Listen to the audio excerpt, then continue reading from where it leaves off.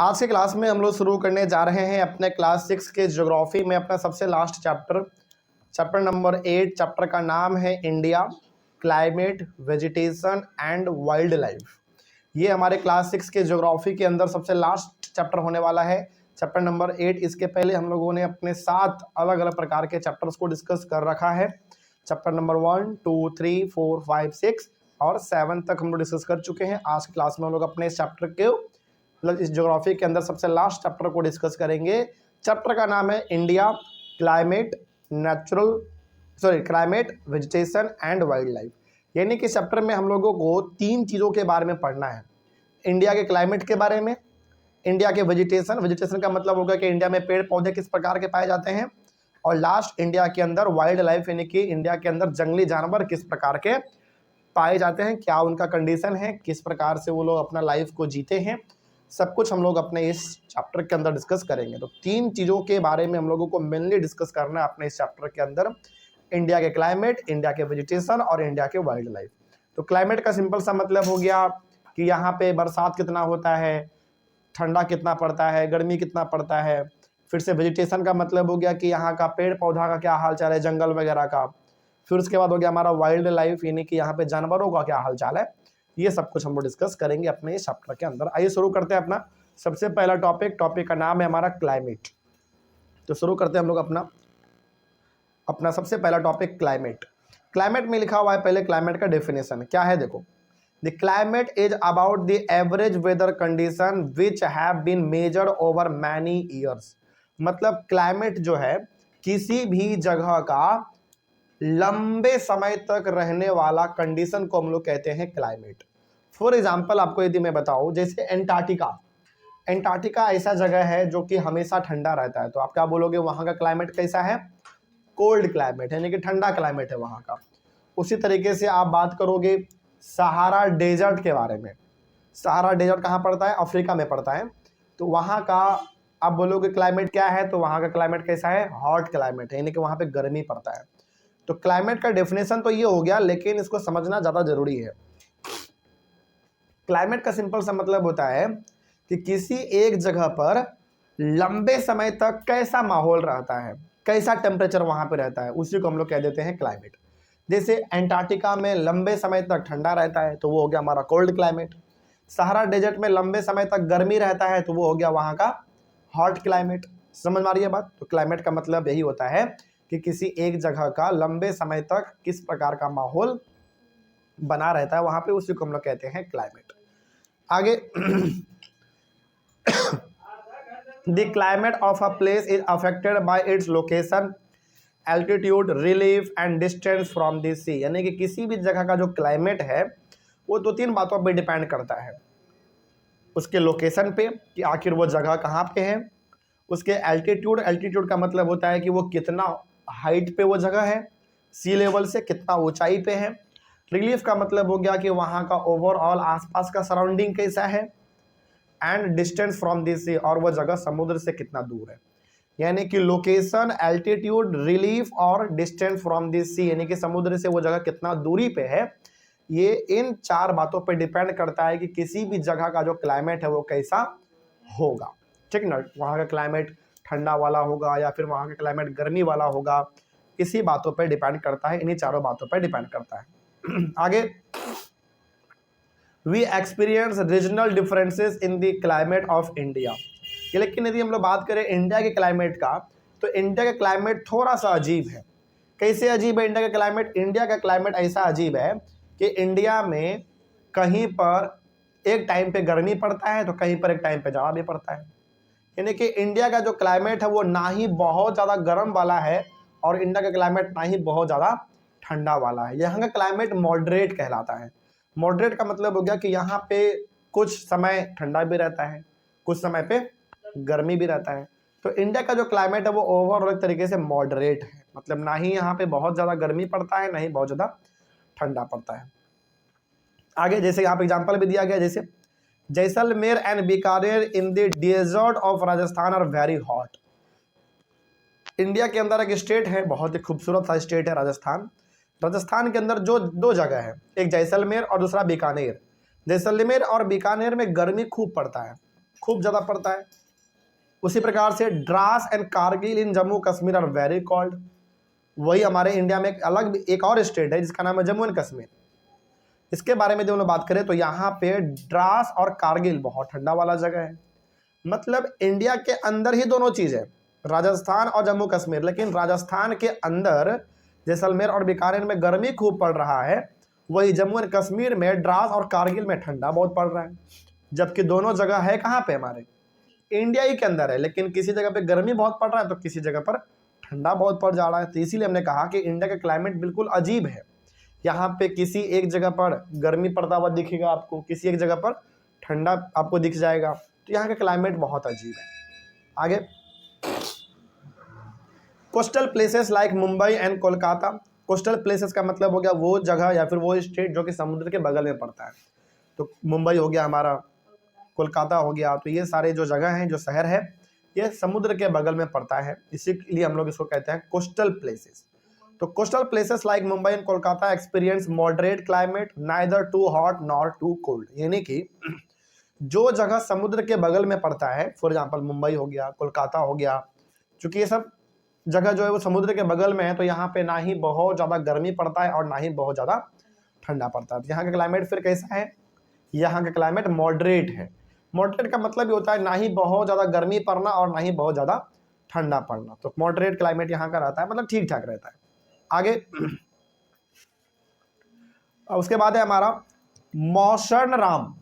मौसनराम in Meghalaya receive the world's highest rainfall. यानी कि ये जो जगह है हमारा वो मेघालय में पड़ता है और यहाँ पे दुनिया में सबसे ज़्यादा बारिश, हालांकि दुनिया में अलग अलग जगह पे बारिश होता है बहुत ज़्यादा, उसमें से हमारा एक मेघालय भी है। मतलब मेघालय के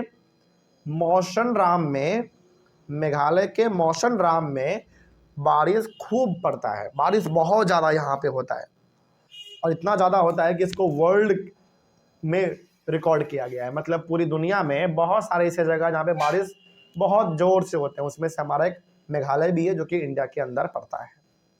Jaisalmer in Rajasthan does not receive any rainfall in a particular year. सोच लो जरा, देखो यहाँ पे ध्यान से, मतलब मेघालय के अंदर एक जगह हमारा है मौसनराम, यहाँ पे बारिश बहुत ज़्यादा पड़ जा रहा है, इतना पड़ जा रहा है कि पूरी दुनिया में इसका चर्चा हो जाता है कि बारिश यहाँ पे बहुत ज़्यादा हो रहा है। लेकिन वही हमारे इंडिया में एक और जगह है राजस्थान के अंदर जैसलमेर, जहाँ पे लगभग सालों भर बारिश देखने को नहीं मिलता। मतलब साल में एक बार भी मुश्किल से बारिश हो गया तो हो गया, नहीं तो वो भी देखने को नहीं मिलता। हम यहाँ पे क्या बताना चाह रहे हैं, आपको ये बताना चाह रहे हैं कि जैसे हमने पहले बात किया कि राजस्थान में जैसलमेर और बीकानेर में गर्मी खूब पड़ता है, वहीं बात करें हम लोग अपने जम्मू कश्मीर में द्रास और कारगिल, तो यहाँ पे ठंडा बहुत पड़ता है, ठीक ना। उसी प्रकार से हमने बात किया यहाँ पे कि मेघालय में मौसनराम में बारिश खूब हो रहा है, वहीं हमारे दूसरी तरफ राजस्थान के अंदर जैसलमेर में बारिश लगभग सालों भर नहीं होता है, साल में एक बार हो गया तो ठीक है, नहीं तो फिर वो भी नहीं होता है। मतलब आप देख रहे हो हमारे इंडिया में कहीं पर एक टाइम पे बहुत ज़्यादा ठंडा हो रहा है तो कहीं पे एक टाइम पे बहुत ज़्यादा गर्मी भी हो रहा है, कहीं पे एक टाइम पे बारिश बहुत ज़्यादा हो रहा है तो कहीं पे एक टाइम पे बारिश बहुत ही कम भी हो रहा है।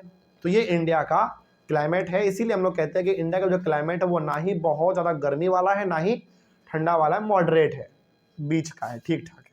आगे, the climate of India has broadly described as monsoon type. हमारे इंडिया का जो क्लाइमेट है, ध्यान रखना, हमारे इंडिया का क्लाइमेट ना ही हॉट क्लाइमेट है ना ही कोल्ड क्लाइमेट है। फिर सवाल है कि इंडिया का क्लाइमेट है कैसा।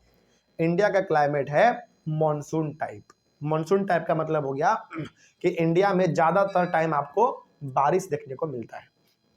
अब आपके मन में सवाल होगा कि सर हमारे बिहार में तो हर समय बारिश नहीं होता। हाँ, वो आपका कहना सही है, लेकिन एक एवरेज यदि देखा जाए तो इंडिया में बारिश थोड़ा ज़्यादा होता है एज कम्पेयर टू गर्मी और जाड़ा।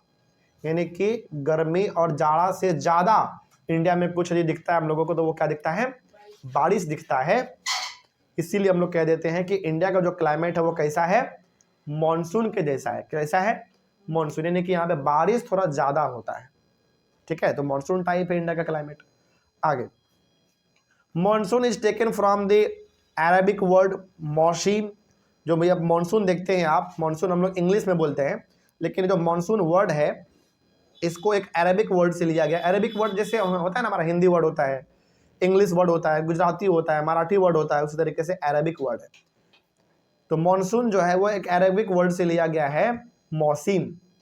मौसिम क्या हमारा एक अरेबिक वर्ड है, और इसी मौसिम से हमारा बन गया है मॉनसून, जिसका मतलब क्या होता है, मौसिम का मतलब होता है सीजन। क्या होता है, सीजन। तो मॉनसून सीजन का मतलब हो गया वैसा सीजन जो कि बारिश वाला सीजन होता है, ठीक ना। तो ध्यान रखना है कि जो मॉनसून आप देख रहे हो वर्ड, ये अरेबिक वर्ड से लिया गया है। वो कौन सा वर्ड है हमारा, मौसिम। क्या है, मौसिम, जिसका मतलब क्या होता है, मौसिम का सीजन होता है। आगे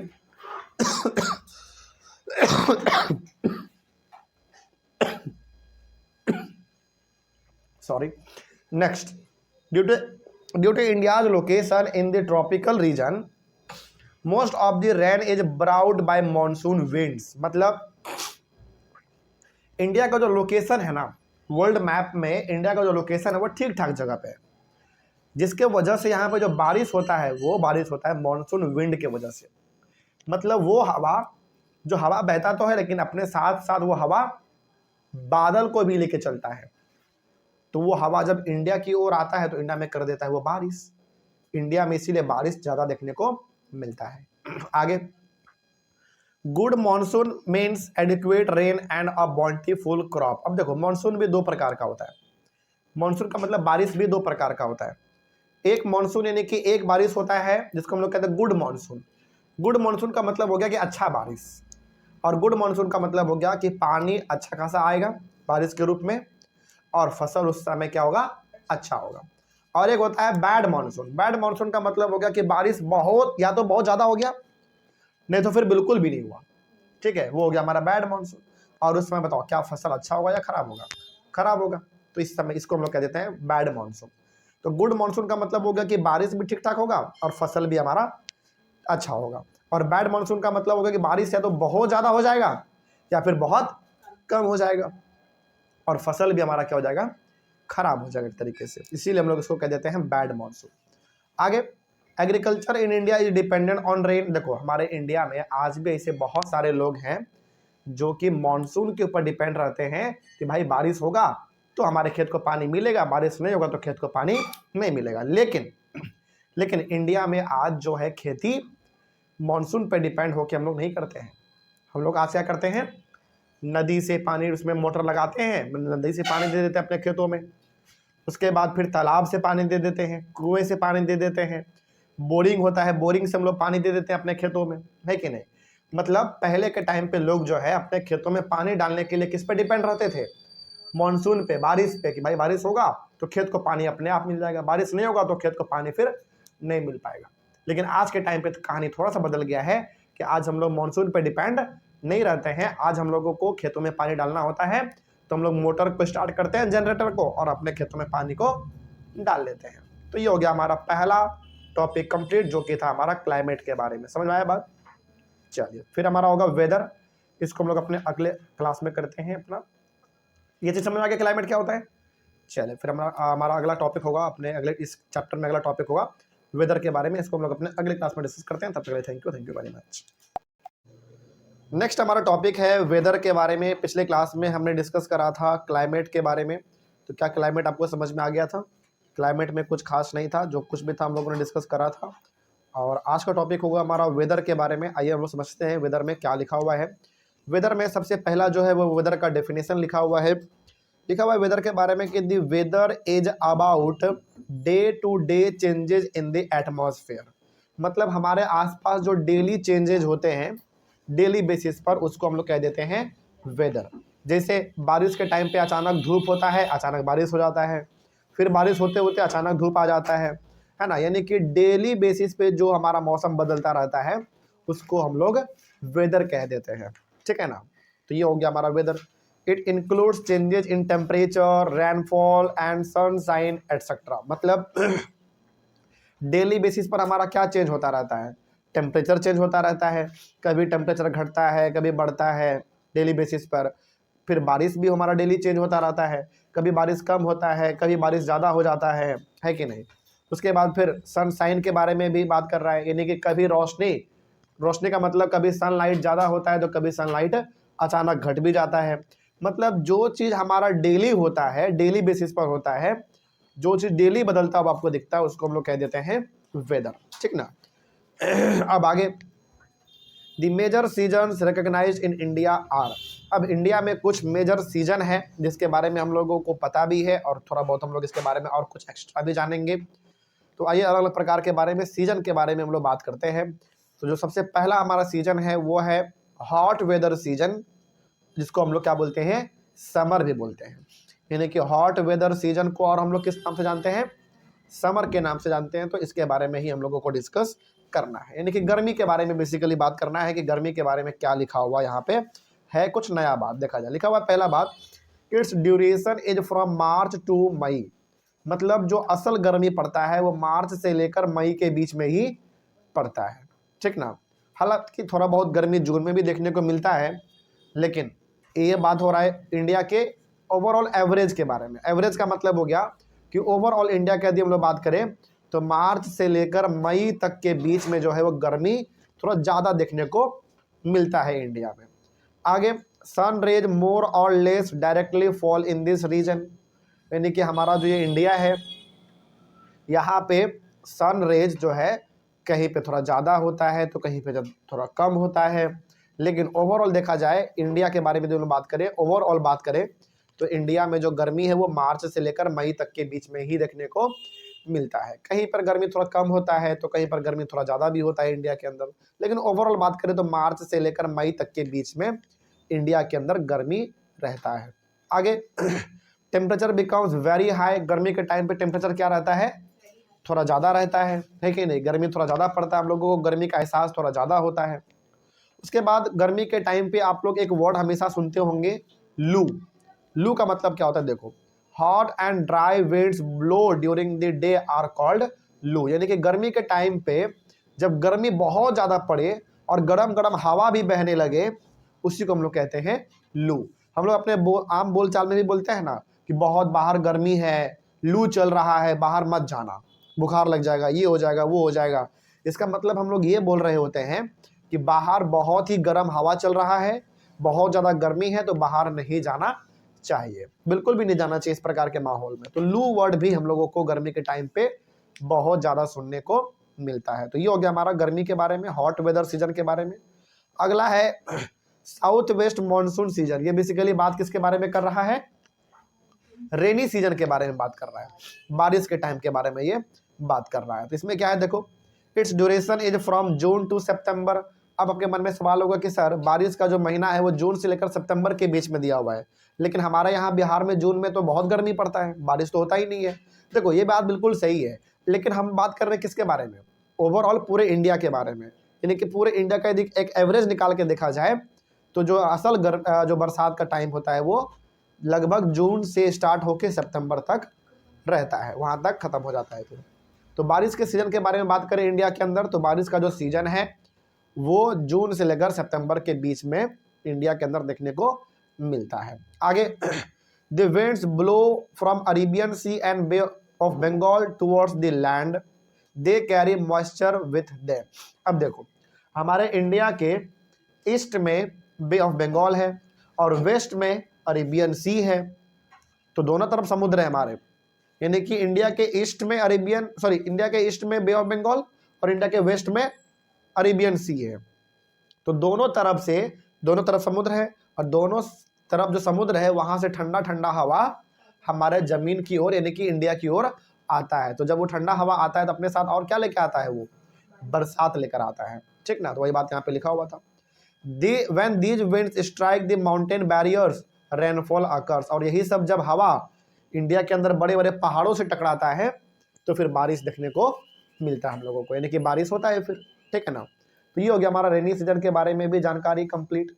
नेक्स्ट है हमारा सीजन ऑफ रिट्रीटिंग मानसून, जिसको हम लोग नॉर्मली क्या कह देते हैं, ऑटम सीजन कह देते हैं, और हिंदी में हम लोग इसको पतझड़ का टाइम बोलते हैं। क्या बोलते हैं, पतझड़ का टाइम।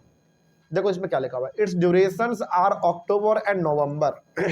यानी कि इंडिया में जो ऑटम सीजन का टाइम है वो अक्टूबर और नवंबर, यानी कि अक्टूबर और नवंबर को ही हम लोग कहते हैं पतझड़ का मौसम, पतझड़ का टाइम या फिर पतझड़ का मौसम हम लोग इसको कहते हैं। आगे, winds move back from the main land to the Bay of Bengal. अब देखो ऑटम सीजन में यानी कि पतझड़ के टाइम पे क्या होता है, हमारे इंडिया के अंदर जो ज़मीन है यहाँ का हवा निकल के किधर की ओर जाता है, बे ऑफ बंगाल और अरेबियन सी की तरफ जाता है।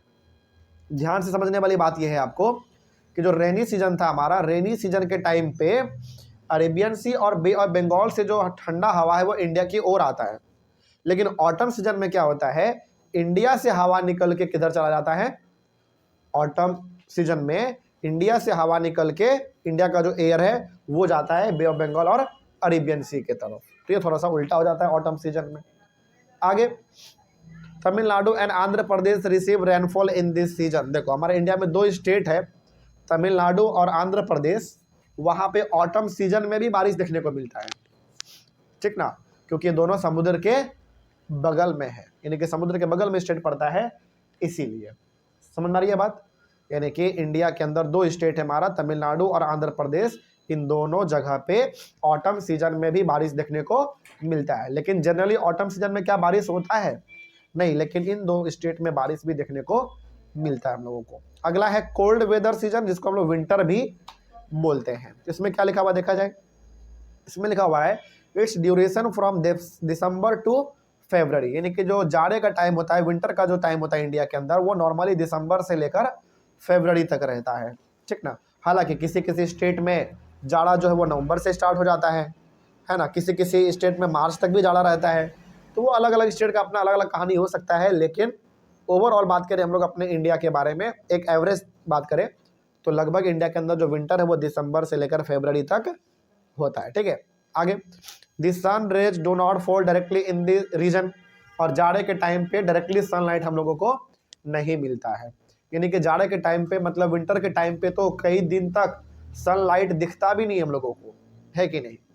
आगे, the temperatures are quite low in northern India.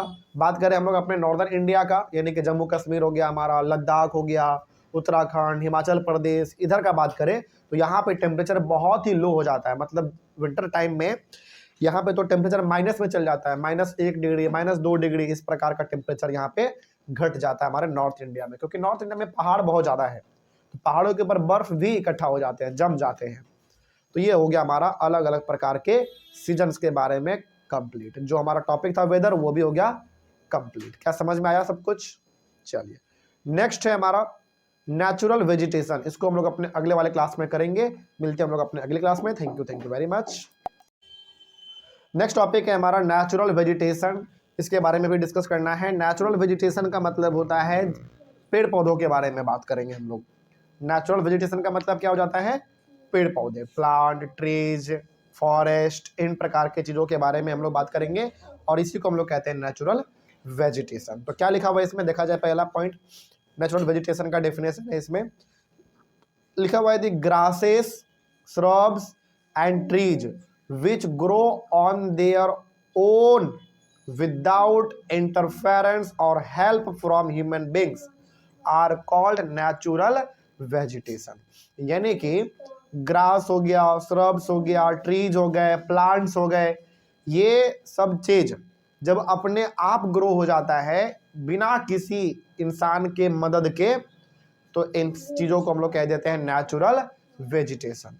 Natural vegetation का सिंपल सा मतलब हो गया जितने भी पेड़ पौधे घास वगैरह आता है सब हमारा नेचुरल वेजिटेशन में ही आएगा, लेकिन उसको ग्रो करने में ह्यूमन बीइंग का कोई भी इंटरफेरेंस नहीं होना चाहिए, तो फिर हम लोग उसको कह देते हैं नेचुरल वेजिटेशन।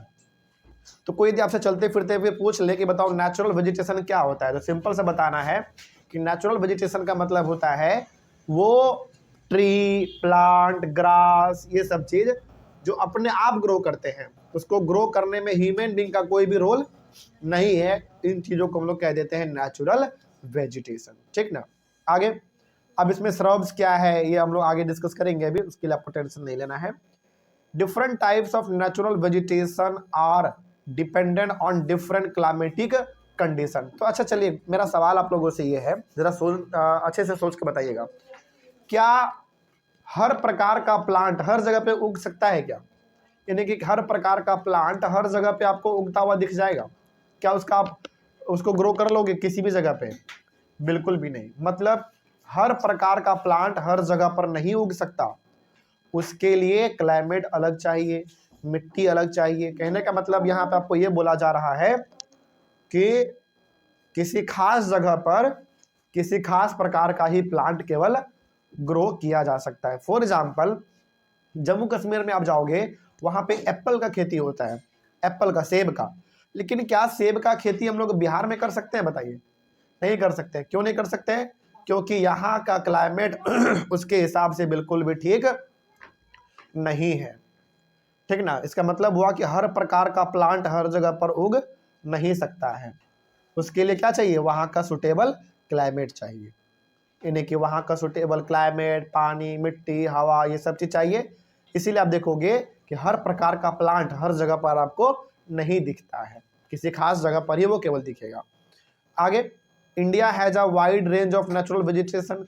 लेकिन बात करें केवल हम लोग अपने इंडिया का, तो इंडिया के अंदर नेचुरल वेजिटेशन कई प्रकार के हैं। मतलब कई प्रकार के घास है, कई प्रकार के प्लांट है, कई प्रकार के ट्री है। क्यों? क्योंकि इंडिया के हर जगह का क्लाइमेट कैसा है? अलग अलग है। वहाँ का हवा अलग है, पानी अलग है ना, मिट्टी अलग है। इसीलिए आपको इंडिया में लगभग हर प्रकार के प्लांट, ट्रीज, ग्रास वगैरह दिख जाता है। मतलब ऑल ओवर इंडिया में आप यदि बात करो तो ऑल ओवर इंडिया में आपको हर जगह पर लगभग हर जगह पर अलग अलग प्रकार के प्लांट वगैरह दिख जाएंगे। क्योंकि इंडिया का क्लाइमेट हर जगह अलग है, मिट्टी अलग है, हर जगह का पानी अलग है, हवा अलग है, सब चीज़ सब जगह का इंडिया में अलग है। इसलिए आपको अलग अलग जगह पे इंडिया में अलग अलग प्रकार के प्लांट, ट्रीज और ग्रास वगैरह दिखते हैं। अब इसी में हम लोग को पढ़ना पड़ता है एक बूसेस। बूसेस क्या होता है? सिंपल है, स्मॉल प्लांट्स आर कॉल्ड बूसेस। मतलब जो छोटे छोटे पेड़ होते हैं ना, छोटे प्लांट जो होते हैं उसको हम लोग कहते हैं बूसेस। और श्रब्स क्या होता है? देखो, plants are cactus and flowering plants, it is are called shrubs. Shrubs का मतलब होता है वैसा प्लांट जिसमें आपको कांटा देखने को मिलता है, जिसमें थोड़ा बहुत आपको फ्लावर भी देखने को मिलता है। इस प्रकार के प्लांट को हम लोग कह देते हैं श्रब्स। ठीक है? तो बूसेस का मतलब हो गया छोटे प्लांट को हम लोग बूसेस कह देते हैं। और जिस प्लांट में कैक्टस यानी कि कांटा, फ्लावर, ये सब चीज़ देखने को मिले उसको हम लोग श्रब्स कह देते हैं। तो ये हो गया हमारा नेचुरल वेजिटेशन के बारे में। नेक्स्ट टॉपिक है हमारा व्हाई आर फॉरेस्ट नेसेसरी। आइए थोड़ा सा इसके बारे में भी हम लोग बात कर लेते हैं। नेक्स्ट टॉपिक है कि व्हाई आर फॉरेस्ट नेसेसरी, मतलब जंगल हमारे लिए जरूरी क्यों है? बताइए, क्या बिना जंगल का हम लोग नहीं रह सकते हैं क्या? वही हम लोगों को इसमें देखना है कि आखिर जंगल हमारे लिए इतना ज़्यादा नेसेसरी, इंपॉर्टेंट क्यों है।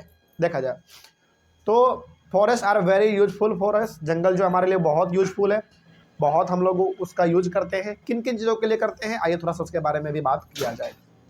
पहला, plants release oxygen that we breathe and absorb carbon dioxide. मतलब प्लांट हम लोगों को क्या देता है? ऑक्सीजन देता है। और हम लोग जो कार्बन डाइऑक्साइड छोड़ते हैं वो कार्बन डाइऑक्साइड इस्तेमाल कौन कर लेता है? प्लांट कर लेता है। मतलब हम लोगों को प्लांट क्या देता है? प्लांट हम लोगों को देता है ऑक्सीजन, और हम लोग प्लांट को क्या देते हैं? Carbon dioxide. ठीक है? और ये तभी हो पाएगा, यानी कि प्लांट ऑक्सीजन अपना हमको तभी दे पाएगा जब जंगल रहेगा, और हम जो कार्बन डाइऑक्साइड छोड़ते हैं प्लांट वो तभी इस्तेमाल कर पाएगा जब जंगल रहेगा। जंगल का मतलब ये किसके बारे में बात कर रहा है? पेड़ पौधों के बारे में बात कर रहा है। यानी कि आपको सांस लेने के लिए और सांस छोड़ने के लिए कहीं ना कहीं प्लांट और ट्रीज का जरूरत तो पड़ेगा ही पड़ेगा। समझ में आ रही है बात? यानी कि आप अच्छी तरीके से सांस ले सको, अच्छी तरीके से सांस छोड़ सको, और आपका जीवन आसान तरीके से चलता रहे, इसके लिए जंगलों का होना यानी कि पेड़ पौधा का होना बहुत ही ज़्यादा जरूरी है। आगे, और क्यों जरूरी है हमारे लिए जंगल? The roots of the plants bind the soil, thus they control soil erosion. अब देखो, प्लांट का जो जड़ होता है ना, प्लांट का जो जड़ होता है वो मिट्टी को होल्ड करके रखता है, अपने में बांध के रखता है, जिसके वजह से उस मिट्टी के ऊपर कितना ही जोर से आंधी तूफान आ जाए, पानी बह जाए, मिट्टी हमारा नहीं बहता है। मतलब प्लांट का जो जड़ होता है, जो रूट होता है, वो मिट्टी को होल्ड करके रखता है, एक जगह पे पकड़ के रखता है, जिसके वजह से मिट्टी वहां से बह नहीं पाता है। मतलब उस मिट्टी के ऊपर से पानी बह जाए, बाढ़ आ जाए, आंधी तूफान आ जाए, लेकिन वहाँ का मिट्टी आपको गायब होता हुआ नहीं दिखेगा। उसी को हम लोग कहते हैं सॉइल इरोजन, यानी कि मिट्टी का गायब होना ही क्या कहलाता है? सॉइल इरोजन कहलाता है। तो बताइए यदि प्लांट रहेगा तो क्या सॉइल इरोजन आपको दिखेगा? मतलब क्या मिट्टी गायब होगा? कभी नहीं हो पाएगा। ठीक है, तो पहला चीज जंगल हमारे लिए क्यों जरूरी है? पहला चीज जंगल हम लोगों के लिए जरूरी इसलिए है ताकि हम लोग सांस ले सके और कार्बन डाइऑक्साइड जो हम लोग छोड़ेंगे वो प्लांट उसका इस्तेमाल कर सके। पहला इसके लिए जरूरी है। दूसरा क्यों जरूरी है? कि जो मिट्टी है उसको टाइटली पकड़ के कौन रखता है? प्लांट का जड़, जिसके वजह से मिट्टी हमारा गायब नहीं होता है, यानी कि मिट्टी हमारा एक जगह से दूसरे जगह पे नहीं जाता है, मिट्टी हमेशा एक ही जगह पर रहता है। ये भी अच्छा चीज है। आगे और क्यों जंगल हमारे लिए यूजफुल है? देखो, forest provide timber for furniture, fuel wood, fodder, medicinal plants, herbs, Honey, gums etcetera.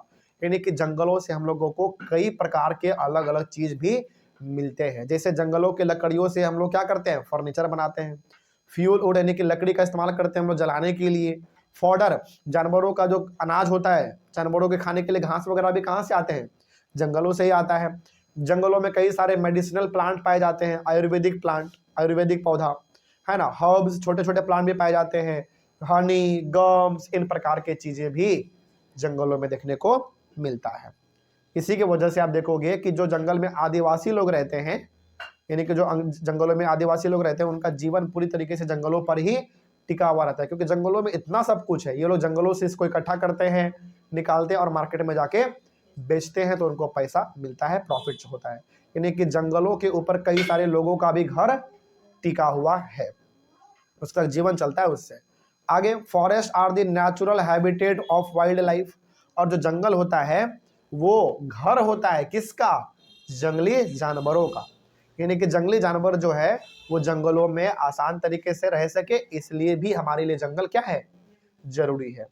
तो जब भी आपसे एग्जाम में पूछा जाए कि बताओ फॉरेस्ट हमारे लिए कैसे यूजफुल है, क्यों हम लोगों के लिए जंगल जरूरी है, ये चार बात आपको तो बताना ही है। ठीक है, 2 पॉइंट यहाँ पे एक्स्ट्रा लिखा हुआ है। क्या लिखा हुआ है? देखो, we should plant more trees and make people aware of the importance of trees. यानी कि इतना जरूरी हमारे लिए जंगल है, तो इसके लिए हमको करना क्या चाहिए? ज्यादा से ज्यादा ट्रीज लगाने चाहिए, ज्यादा से ज्यादा बड़े लेवल पे प्लांट लगाने चाहिए, और लोगों को बताना भी चाहिए कि हमारे लिए जंगल कितना जरूरी क्यों है। समझ में आ रही है बात?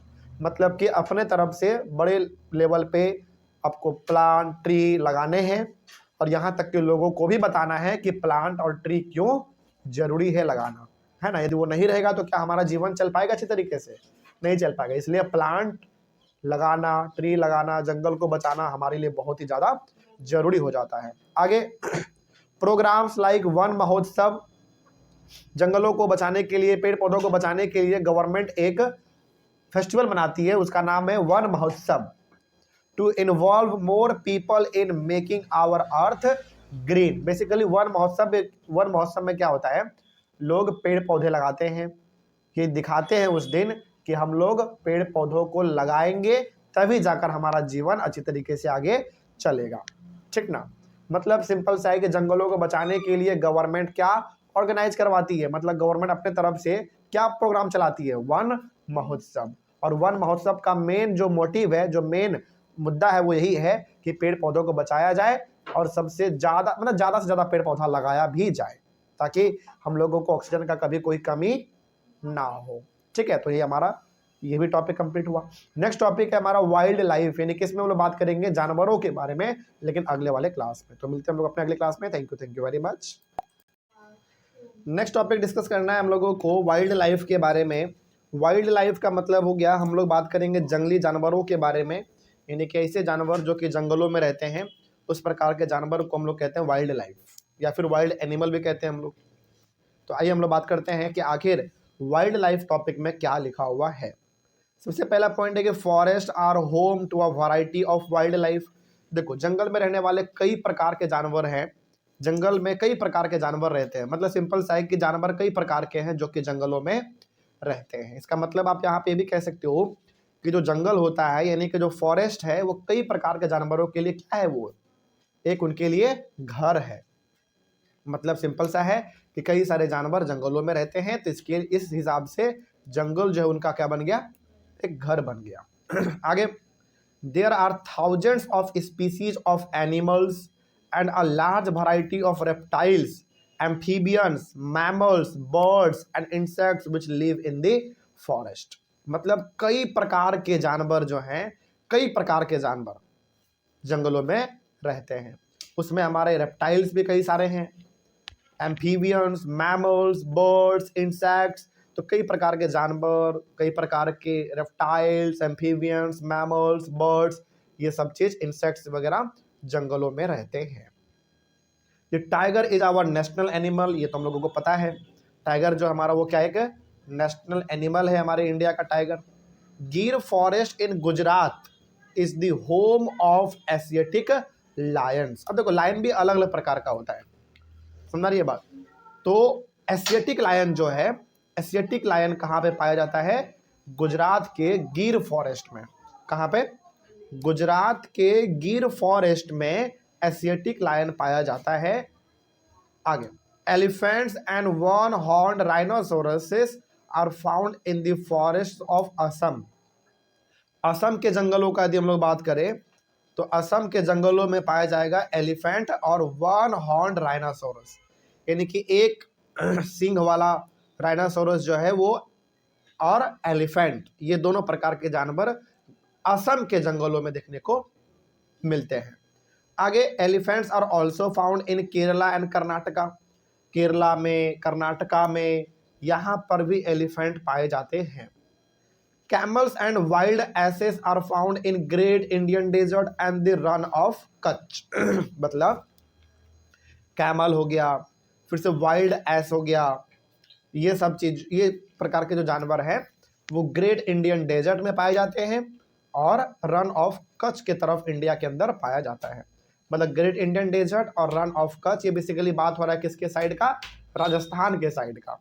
तो वहां पे कैमल, वाइल्ड एस, ये सब उधर देखने को हम लोगों को मिलता है।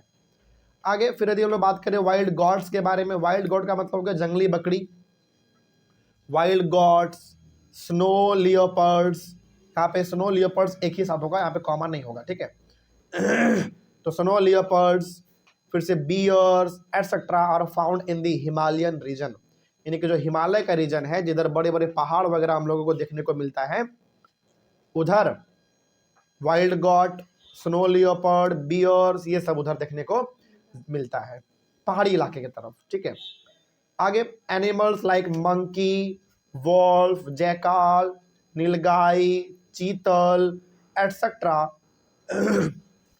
Are also found in our country, यानी कि हमारे इंडिया में ये भी अलग अलग प्रकार के जानवर पाए जाते हैं, जैसे मंकी हो गया, वोल्फ हो गया, जयकाल, नीलगाई, चीतल, इस प्रकार के जानवर भी इंडिया में देखने को मिलते हैं अलग अलग जगह पर।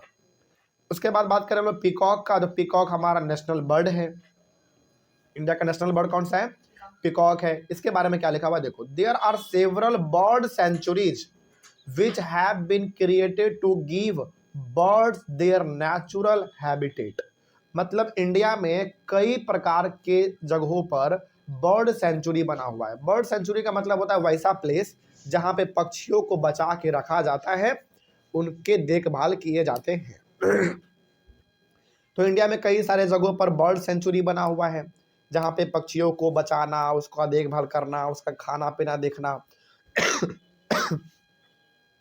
ये सब चीज होता है, तो वहां पे पक्षी आराम से रहते हैं। नेक्स्ट है हमारा, these provide the birds protection from hunters, यानी कि पक्षी जब बर्ड सेंचुरी में रहते हैं तो वहां पे पक्षियों को स्पेशल ध्यान दिया जाता है, पक्षियों पे ऊपर। वहां पे कोई हंटर वगैरह नहीं आ सकता है, मतलब कोई ऐसा आदमी वहां पे नहीं आ सकता है जो पक्षियों को मार के बाजार में बेचता है। क्यों नहीं आ सकता है? क्योंकि बर्ड सेंचुरी जो है वो, उसको प्रोटेक्ट किया जाता है, उसके आसपास भी किसी को भटकने नहीं दिया जाता है, ठीक ना। ये गवर्नमेंट करते हैं अपने तरफ से, सरकार बर्ड सेंचुरी को चलाते हैं, जहाँ पे पक्षियों को वो बचा के रखते हैं और किसी भी पक्षियों को मारने पिटने नहीं देते हैं, ठीक ना। मतलब आप उसको हंट नहीं कर सकते, उसका शिकार नहीं कर सकते हैं, तो अच्छी बात है। मतलब बर्ड सेंचुरी में जो पक्षी है वो आराम से रहते हैं, कोई दिक्कत नहीं होता। आगे, due to cutting of trees and hunting many species have already extinct. अब देखो, पेड़ पौधों को काटने के वजह से, और पहले के टाइम पे बहुत ज़्यादा पक्षियों को मारा जाता था, उसको बाजार में मार के बेच दिया, पकड़ के बेच दिया, इस तरीके से भी काम होता था, जिसके वजह से कई प्रकार के पक्षी आज हमारे सामने से गायब हो चुके वो गायब हो गए, हमारे पास अब है ही नहीं। इसीलिए गवर्नमेंट ने सोचा कि यदि ऐसा ही चलता रहा, लोग पेड़ पौधा काटते रहे और पक्षियों को मारता रहा, तो पक्षी हमारे इंडिया से लगभग हर प्रकार के गायब ही हो जाएंगे फिर। तो गवर्नमेंट ने क्या किया, अलग अलग जगह पे बर्ड सेंचुरी बना दिया, जिसमें ये साफ साफ बोल दिया गया कि यहाँ पे जो पक्षी रहेंगे उसको कोई मारेगा नहीं, मारना तो दूर कोई छू भी नहीं सकता। तो इसीलिए बर्ड सेंचुरी बनाया जाता है ताकि पक्षियों को वहाँ पे आसान तरीके से आसानी से रखा जा सके, उसका देखभाल किया जा सके। आगे, there are hundreds of species of snakes found in India. बात करें हम लोग स्नेक्स का सांप का, तो इंडिया में कई प्रकार के स्नेक्स भी पाए जाते हैं। सांप का अलग अलग प्रकार का स्पीसीज है, अलग अलग प्रकार का वैरायटी है। कई प्रकार के स्नैक भी हमारे इंडिया में पाए जाते हैं। Cobras and kraits are important among them. Cobra हो गया, फिर से क्रैट्स हो गया, ये सब जो सांप के अलग अलग वैरायटी है, ये थोड़ा ज़्यादा खतरनाक होता है और इसका भी अच्छा खासा जो मात्रा जो नंबर है वो हमारे इंडिया में पाया जाता है। तो ये हो गया हमारा पूरा कहानी वाइल्ड लाइफ के बारे में, मतलब जंगली जानवरों के बारे में जो जंगलों में रहते हैं। नेक्स्ट है हमारा wild life protection. Wild life protection में बेसिकली हम लोगों को ये पढ़ना है कि ये जो इतने इम्पॉर्टेंट एनिमल वगैरह हैं हमारे जो जंगलों में रहते हैं, उसको प्रोटेक्ट कैसे किया जाए, उसको बचाया कैसे जाए, है ना। देखते हैं कैसे बचाया जाता है। सबसे पहला पॉइंट है इसमें, in order to protect the wildlife many national parks, sanctuaries and biosphere reserves have been set up. यानी कि इन प्रकार के जानवरों को, पक्षियों को बचाने के लिए गवर्नमेंट ने अलग अलग स्टेट्स में नेशनल पार्क बना रखे हैं, जू बना रखे हैं, बर्ड सेंचुरी बना रखे हैं, बायोस्फीयर रिजर्व बना के रखे हुए हैं, जहाँ पे इन प्रकार के जानवरों को सुरक्षित तरीके से रखा जा सकता है और इनका देखभाल भी वहाँ पे होता है, ठीक है ना। तो वाइल्ड लाइफ प्रोटेक्शन में बेसिकली आपको ये समझना है कि ये जो जंगली जानवर है इसको बचाया कैसे जा रहा है। तो इसको बचाने के लिए गवर्नमेंट ने लगभग अलग अलग स्टेट में national park, bird sanctuary, biosphere reserve ये सब बना दिया, जिसकी वजह से जानवर वहाँ पे सुरक्षित रहते हैं। आगे, the government has also started project tiger and project elephant to protect these animals. अब देखो हमारे इंडिया में एलिफेंट का संख्या धीरे धीरे कम हो रहा है, टाइगर का भी संख्या धीरे धीरे कम हो रहा है। तो एलिफेंट को, टाइगर को बचाने के लिए लोग इसको जंगलों में जाके मारे पीटे नहीं, इसका शिकार ना करे, इसके लिए गवर्नमेंट ने क्या किया, प्रोजेक्ट टाइगर लॉन्च कर दिया, प्रोजेक्ट एलिफेंट लॉन्च कर दिया। इससे क्या होगा, प्रोजेक्ट टाइगर का मतलब होगा कि टाइगर को बचाने के लिए ज़्यादा जोर दिया जाएगा, और प्रोजेक्ट एलिफेंट का मतलब होगा कि एलिफेंट को बचाने के लिए ज़्यादा जोर दिया जाएगा। यानी कि गवर्नमेंट अपने तरफ से पूरा प्रयास करेगा कि टाइगर और एलिफेंट को बचाया जा सके, इसके साथ कोई भी खिलवाड़ ना हो। इसीलिए आप देखोगे प्रोजेक्ट राइनो मतलब कि राइनोसोरस को बचाया जाएगा, है ना। मतलब अलग अलग प्रकार के जानवरों को बचाने के लिए अलग अलग प्रकार के प्रोजेक्ट लाते रहते हैं गवर्नमेंट, और उसी के नाम से लाते रहते हैं। जैसे टाइगर को बचाने के लिए क्या आ जाएगा हमारा, प्रोजेक्ट टाइगर। एलिफेंट को बचाने के लिए प्रोजेक्ट एलिफेंट। इसका मतलब हुआ कि उस प्रकार के जानवर को बचाने के लिए ज़्यादा ध्यान दिया जाएगा। आगे कहने का मतलब बहुत सिंपल सा कि गवर्नमेंट टाइम टाइम पर अलग अलग प्रकार के जानवरों को बचाने के लिए अलग अलग प्रोग्राम लाते रहते हैं, प्रोजेक्ट वगैरह लाते रहते हैं। आगे, we should also contribute in conserving wildlife. अब देखो जंगली जानवरों को बचाने का काम केवल गवर्नमेंट का नहीं है, वो हमारा भी काम है। हम लोगों को अपने तरफ से क्या करना चाहिए, जंगलों में जब हम कभी घूमने के लिए जाएं तो वहाँ पे जानवरों को छेड़ना नहीं चाहिए, जानवरों के साथ कोई खिलवाड़ नहीं करना चाहिए, जानवरों को मारना नहीं चाहिए, नुकसान नहीं पहुँचाना चाहिए। ये सब चीज़ हम लोग अपने तरफ से कर सकते हैं। कहने का सिंपल सा मतलब ये हुआ कि हम लोग अपने तरफ से भी क्या कर सकते हैं, जानवर को बचा सकते हैं। करना क्या है, अब उसके साथ कोई खिलवाड़ नहीं करना है, उसको छेड़ना नहीं है, है ना। तो बस जाना है, चुपचाप घूम के आ जाना है, ये चीज़ हो गया। आगे, we should refuse to buy things made from parts of the bodies of animals, यानी कि मार्केट में कई प्रकार के ऐसे चीज भी होते हैं जो एनिमल के बॉडी के पार्ट से बने हुए होते हैं। तो इस प्रकार की चीज़ों को हमको नहीं खरीदना है, क्योंकि जितना ज़्यादा आप खरीदोगे उतना ज़्यादा जानवर को मारा जाएगा और उसके बॉडी के पार्ट से अलग अलग प्रकार की चीज़ों को बनाया जाएगा। मतलब सिंपल सा है कि जो भी चीज़ जानवर के बॉडी पार्ट से बना हुआ है, फॉर एग्जांपल उसके बोन से, फॉर एग्जांपल उसके स्किन से, तो उस प्रकार की चीज़ों को हमको मार्केट में खरीदना बिल्कुल भी नहीं है। इससे क्या होगा, आप नहीं खरीदोगे तो बेचने वाला भी बनाएगा नहीं उसको, और जब बनाएगा नहीं तो जानवर का वो शिकार भी नहीं करेगा, है कि नहीं। इस तरीके से हमारा जानवर भी सुरक्षित रहेगा। तो ये हो गया हमारा प्रोटेक्शन, मतलब वाइल्ड लाइफ प्रोटेक्शन। इस तरीके से हम लोग अपने जंगली जानवरों को बचा सकते हैं अपने तरफ से। कोई दिक्कत इसमें, समझ में आया ये चीज़। इसी टॉपिक के साथ हमारा हुआ चैप्टर कंप्लीट। अब बताइए, क्या इस पूरे चैप्टर में कहीं पर कोई डाउट है? समझ में आया सब कुछ? तो ऑनलाइन वाले बच्चे, आप लोगों को कहीं पर कोई डाउट रहा होगा तो आप लोग एक बार कमेंट करिएगा। यहीं पे हमारा क्लास 6 का जो ज्योग्राफी है वो पूरी तरीके से हो गया कंप्लीट, यानी कि हमारे क्लास 6 के ज्योग्राफी का सबसे लास्ट चैप्टर था और ये लास्ट टॉपिक भी था। तो यहीं पे हमारे क्लास 6 का जो ज्योग्राफी है वो पूरी तरीके से कंप्लीट होता है। तो आप लोगों को ज्योग्राफी के किसी भी चैप्टर में कहीं पर भी कोई डाउट रहा होगा तो उस वीडियो में आप जाके एक बार कमेंट कर दीजिएगा। हम लोग मिलेंगे अब अगले क्लास में कुछ और नई चीज़ों को हम लोग पढ़ेंगे, लेकिन ज्योग्राफी तो हमारा खत्म हो गया। ठीक, चलिए तब तक के लिए thank you very much and have a nice day.